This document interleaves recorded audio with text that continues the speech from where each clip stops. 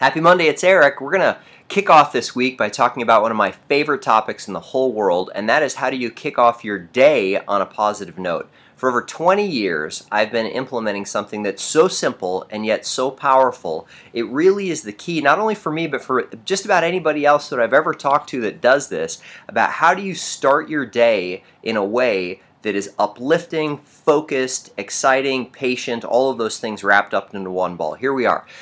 Read something positive immediately when you wake up. When you wake up in the morning, your brain is in a beta wave, which basically means that your brain waves per second are much slower than they will be for the remaining part of the day.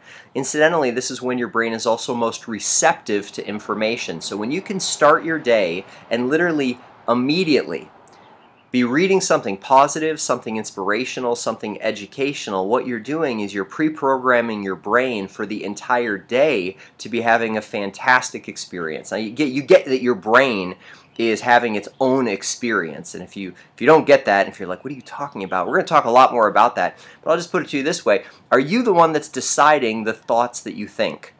For the most part, my experience is I just notice that thoughts just happen. They just pop up into my brain.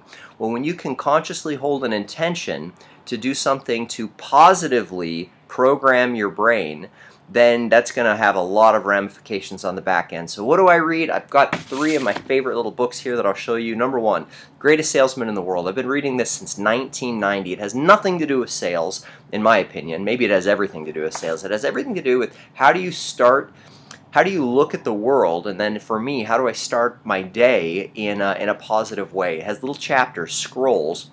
The first one that I always read is, I will greet this day with love in my heart, and then I read about that. Another one is, I will persist until I succeed. Another one is, I am nature's greatest miracle. They're just wonderful little chapters. 2 minutes, 3 minutes. I'm not talking about ripping through an encyclopedia here.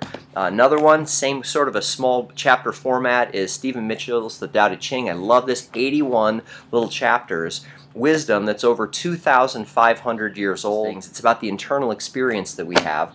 And then Byron Katie, I love Katie so much. Her 1,000 Names for Joy is daily reading for anything. So I love reading in the morning, and when people ask me, Eric, what can I do to really kick off all of my days? Try this out. First thing you do when you wake up, have a book next to your bedstand, have a book in your kitchen or your library, sit down, and within the first handful of minutes waking up, spend 2 to 3 minutes actually reading something positive.